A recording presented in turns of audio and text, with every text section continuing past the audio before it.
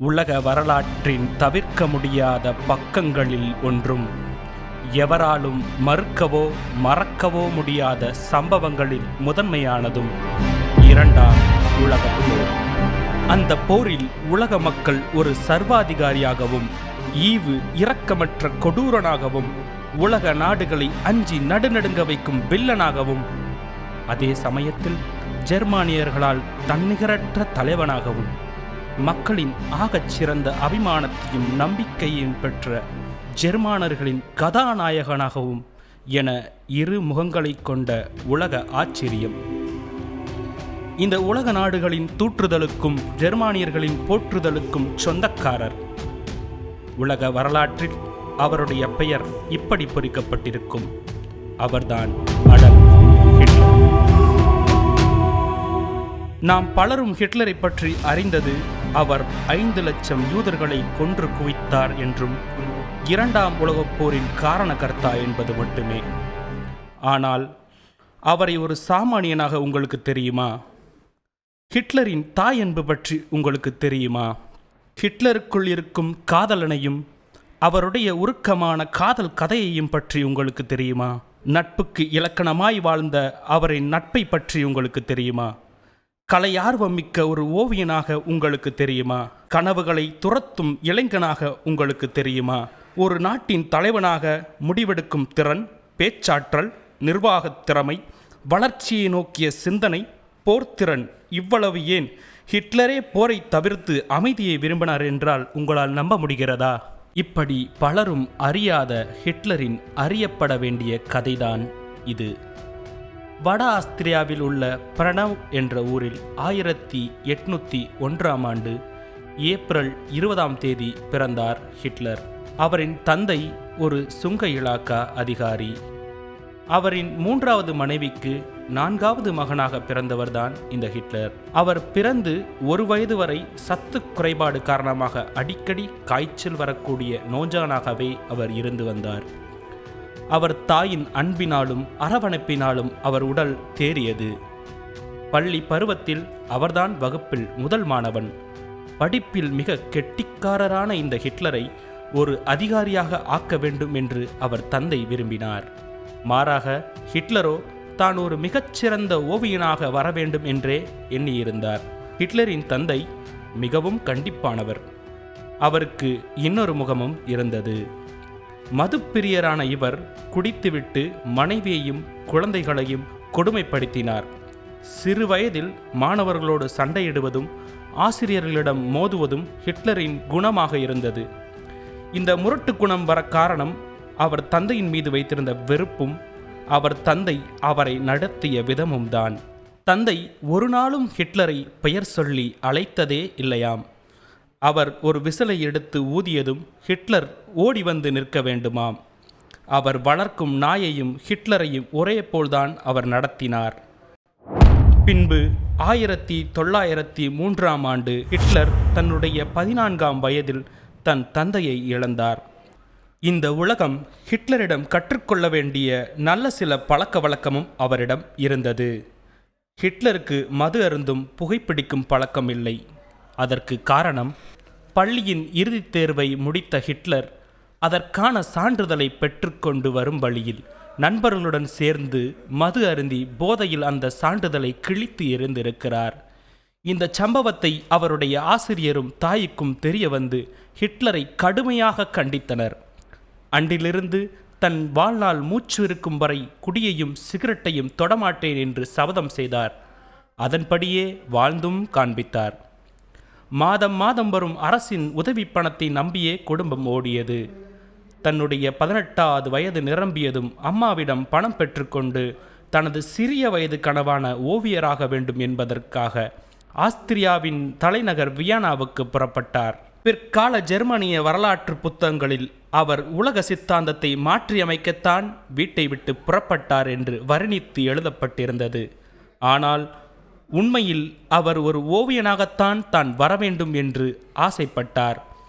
பிற்காலத்தில் நீதான் ஜெர்மானியத்தின் ஜனாதிபதியாக வரப்போகிறாய் என்று யாராவது சொல்லியிருந்தால் அதை அவரும் கூட நம்பியிருக்க மாட்டார். அவர் வியன்னாவில் உள்ள ஆர்ட் அகாடமியில் சேர விரும்பினார். ஆனால் அவரால் நுழைவுத் தேர்வை கூட தேர்ச்சி பெற முடியவில்லை.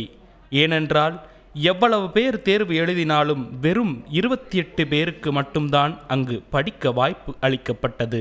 அடுத்த ஆண்டு மீண்டும் சேர முயற்சித்தார். இம்முறை தேர்வில் கலந்து கொள்ளவே அவரை அனுமதிக்கவில்லை. அதே ஆண்டு இறுதியில் தன் தாயையும் இழந்தார் ஹிட்லர். சிறு வயதில் தந்தையின் கொடுமை, தொடர் தோல்வி, கனவுகளை தொடர முடியாத விரக்தி, தாயின் மறைவு, இந்த நினைவுகள் அவரை வாட்டி வதைத்தது.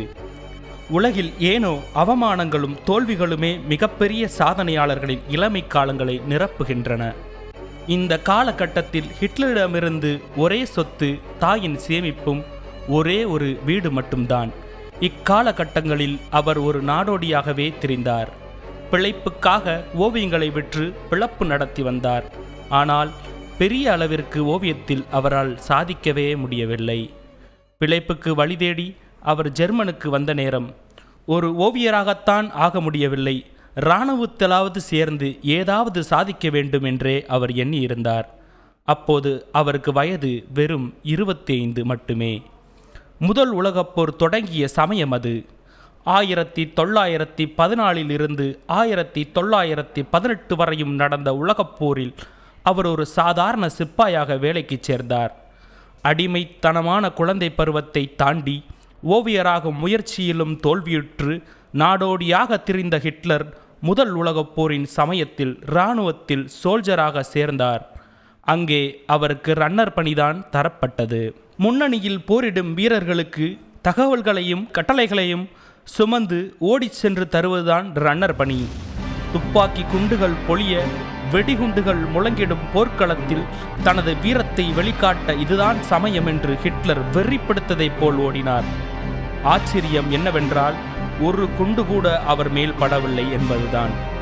அவர் துணிவையும் கடமை உணர்வையும் பாராட்டி இராணுவம் அவருக்கு அயன் கிராஸ் என்னும் பதக்கம் அணிவித்து கௌரவம் செய்தது. ஆனால் உலகப் போரின் போது எதிரிகளால் மஸ்டர்ட் வாயு வீசப்பட்டதால் ஹிட்லரின் ஒரு கண் தற்காலிகமாக பாதிக்கப்பட்டது. நுரையீரலும் பாதிக்கப்பட மருத்துவமனையில் அனுமதிக்கப்பட்டார் ஹிட்லர். அந்த சமயத்தில் ஜெர்மனி முதலாம் உலகப் போரில் சரணடைந்தது. மருத்துவமனையில் இருந்த ஹிட்லர் துரோகம் இது என்று ஓலமிட்டவாறு கதறி அழுதார்.